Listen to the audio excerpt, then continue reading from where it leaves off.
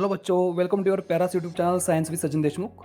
आज हम gravitation chapter के टॉप 10 एमसीक्यूज पढ़ने वाले हैं। ठीक है, देखो, अगर आपको 95 प्लस मार्क्स लेना है या फिर आउट ऑफ मार्क्स लेना है तो एमसीक्यूज बहुत बड़ा रोल प्ले करते हैं। ठीक है, तो चलिए शुरू करते हैं।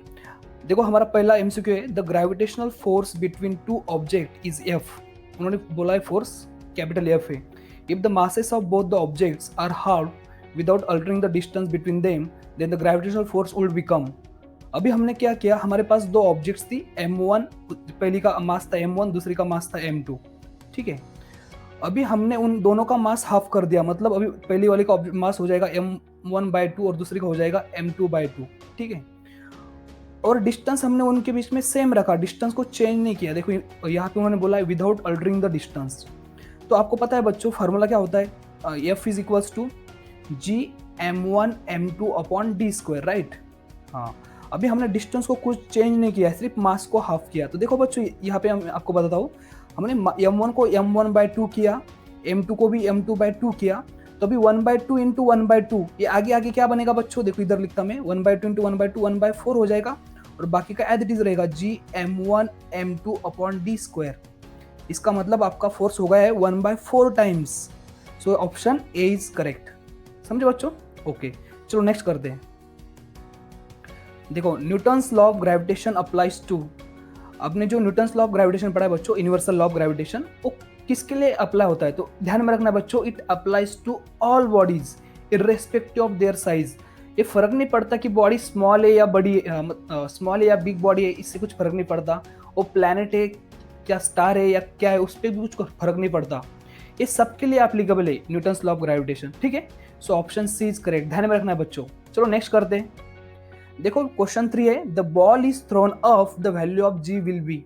बच्चों हमने क्या किया, देखो सपोज यहाँ पे हमारा सरफेस है, ये अर्थ सरफेस, सपोज यहाँ से हमने एक बॉल ऊपर फेंका। ठीक है, ऐसा सॉरी, हमने क्या किया, यहाँ से बॉल ऐसा ऊपर फेंका, स्ट्रेट लाइन ऐसा ऊपर फेंका, यहाँ पे बॉल आएगा सपोज। ठीक है, हाँ, तो हम बॉल ऊपर फेंक रहे हैं। अभी आपको पता है बच्चों, जो ग्रेविटेशनल फोर्स होता है उसकी डायरेक्शन कैसी होती है, डाउनवर्ड होती है। कैसी होती है? Downward, toward the centre of अर्थ। वो अर्थ के सेंटर की तरफ होता है, लेकिन हमने बॉल ऊपर फेंका है, मतलब हमने बॉल उसके अपोजिट फेंका है, तो ये जी निगेटिव हो जाएगा बच्चों यहाँ पे, because here direction of throw is opposite to gravitational force, that's why g will be negative, so option c is correct। समझे बच्चों, बिकॉज यहाँ पे डायरेक्शन ऑपोजिट है। हाँ, अगर हम बॉल ऊपर से नीचे छोड़ते तो जी पॉजिटिव आता। ठीक है, चलो नेक्स्ट करते हैं।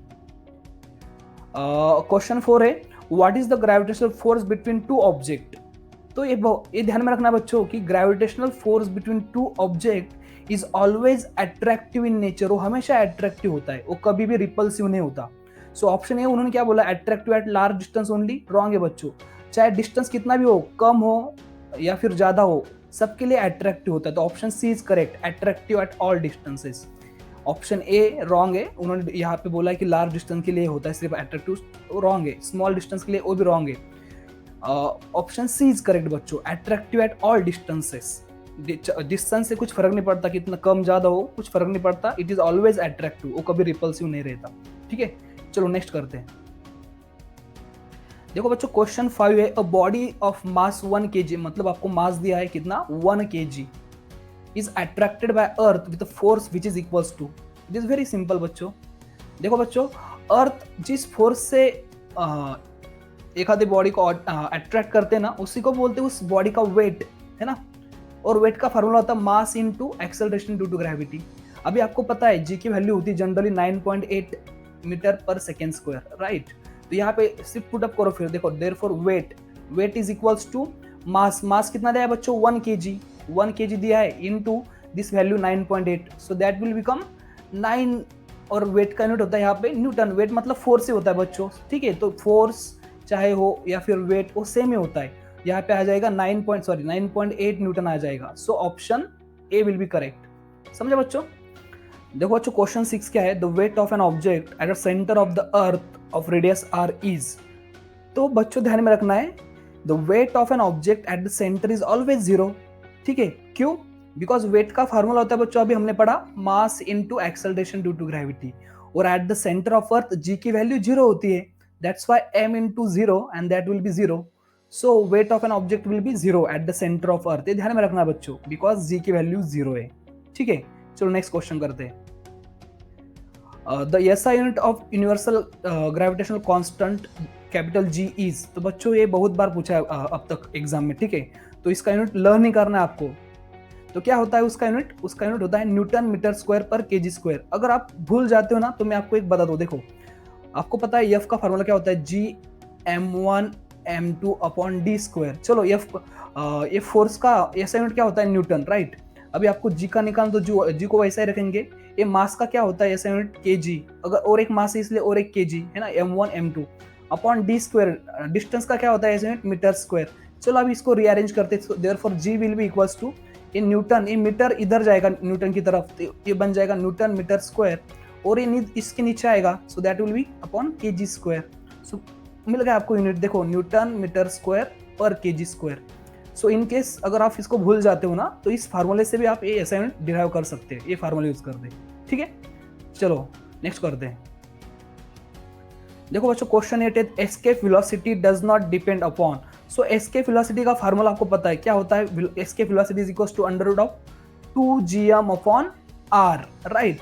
तो देखो बच्चों यहाँ से आपको क्लियरली पता चल रहा है इस फार्मूले में क्या अंदर क्या है, यूनिवर्सल ग्रेविटेशनल कांस्टेंट से, मतलब एक्स के वेलोसिटी उसके उस पर डिपेंड करेगी, बिकॉज उसके फार्मूले में आ रही है। तो ये तो नहीं, ये तो आंसर नहीं रहेगा।